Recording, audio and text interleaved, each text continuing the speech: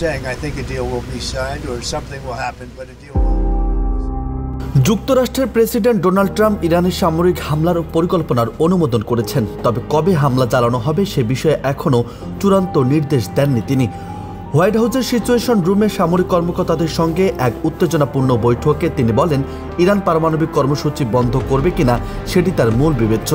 এদিকে ট্রাম্প সাংবাদিকদের স্পষ্ট করে বলেছেন, আমি শেষ মুহূর্তে সিদ্ধান্ত নেই, যখন আর 1 সেকেন্ডও বাকি থাকে না।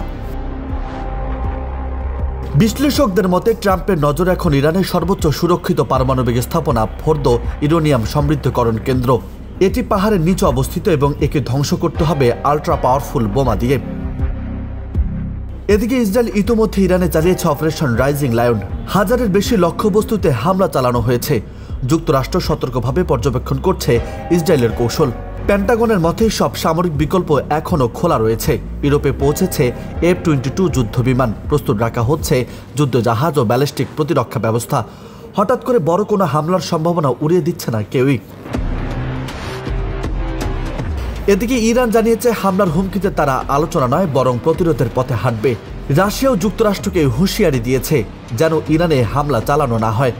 বিশ্বের দৃষ্টি এখন ট্রাম্পের সিদ্ধান্তের দিকে, কেননা যুদ্ধের পথ নাকি কূটনীতির সেটাই নির্ধারণ করতে পারে পরবর্তী সপ্তাহ।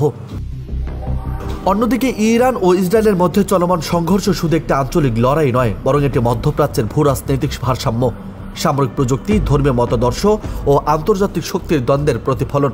গণমাধ্যমে এ নিয়ে যেভাবে মত প্রকাশ ঘটছে, কোনোটি ইরানকে দুর্বল আবার কোনোটি ইসরায়েলকে বিপদে ফেলছে, তাতে প্রকৃত আস্থা ব্যাখ্যার জন্য নিরপেক্ষ বিশ্লেষণ অত্যন্ত প্রয়োজন। নিউজ ডেস্ক, বার্তা 24।